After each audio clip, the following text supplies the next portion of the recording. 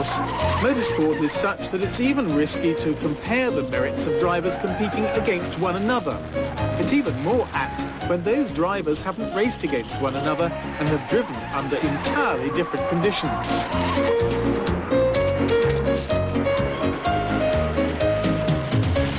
Consequently, it's quite impossible to say whether Georges Boileau was one of the greats, but he was, without doubt, the first of the early racers to earn hero status. He was the bravest of all these intrepid competitors who raced in blinding conditions on dusty circuits, driving unsophisticated, dangerously unwieldy and unstable, but already powerful machines. Boileau was leader of the Peugeot team and showed remarkable spirit and incredible bravery as he proudly and single-mindedly fought the armada of conquering Mercedes. This Franco-German battle reached its climax at the French Grand Prix at Lyon on July the 4th, 1914, where Mercedes' tortoise and hare tactic cost Boileau victory in the greatest race of his life. Within a month, however, war had broken out. The conflict would claim the life of Boileau, who was killed in the air over Verdun. When racing restarted early in the 1920s, the French were still at the forefront, with Delage and Bugatti, but the Germans were temporarily uncompetitive and were replaced by the Italians in their Fiats and Alfa Romeos. Felice Nazzaro was the most representative of their clan. Unlike Boileau, Nazzaro was less of a fighter than a stylist, more aware that one had to look after one's equipment to get the best from it. His career wasn't simply brilliant, but also enduring, lasting more than 2 decades. Nazzaro was Fiat's champion, but when they stopped racing at the start of the 20s, it was Alfa Romeo who took control with a formidable duo of drivers. Antonio Ascari, first of all, whose style was so flamboyant that it was frequently described as spectacular and even aerobatic by some contemporary commentators. However, he was killed racing in the wet ACF Grand Prix of 1925 at Montlhéry, at a corner which has borne his name ever since.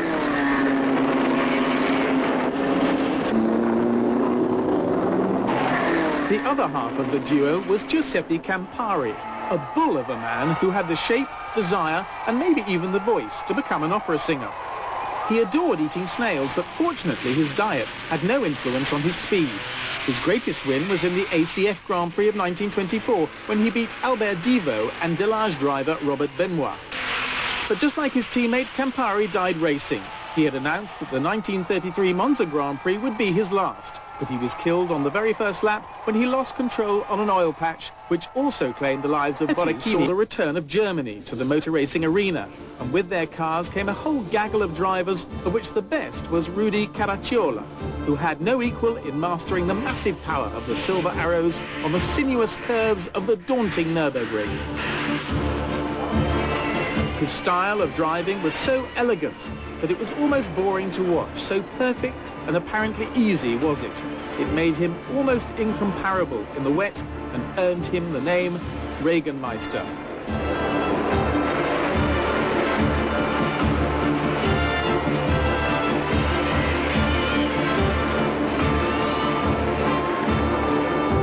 Thanks to the superiority of their equipment, the Third Reich's drivers almost gave the impression that they had been recruited as promoters of Nazi propaganda.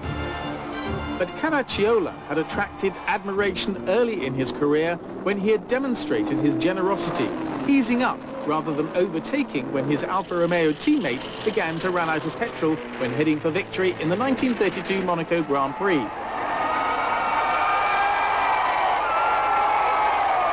That teammate was an Italian, almost emaciated in stature, but huge in talent and status. His name was Tazio Nuvolari.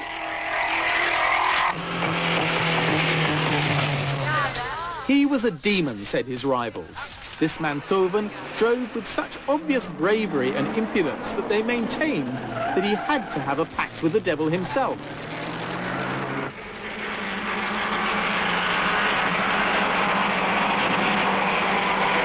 He was the winner of 49 Grand Prix, but on the track he behaved as though he would never be beaten. Tutti i suoi grandi successi e la sua grande ascesa e la conservazione attraverso vari periodi, perché c'è stata una trasformazione grandissima da fine anni 20 all'anteguerra e anche all'immediato dopoguerra, e lui applicava sempre delle innovazioni alla sua tecnica di guida.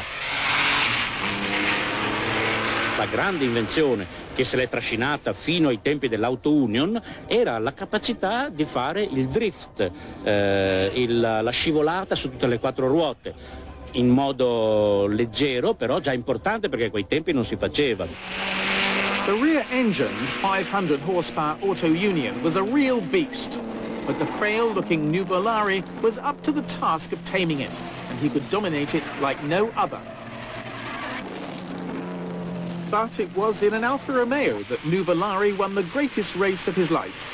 In fact, it was in the 1935 German Grand Prix where he gave away 30 horsepower to the Silver Arrows. And in spite of the efficiency of the Mercedes organization, which saw them gain more than a minute over the Italians in refueling alone, the little Mantovan won an incredible victory, cocking a snoot at the Nazi dignitaries on their home ground. This champion, whose panache had no equal, perhaps only found a successor worthy of the name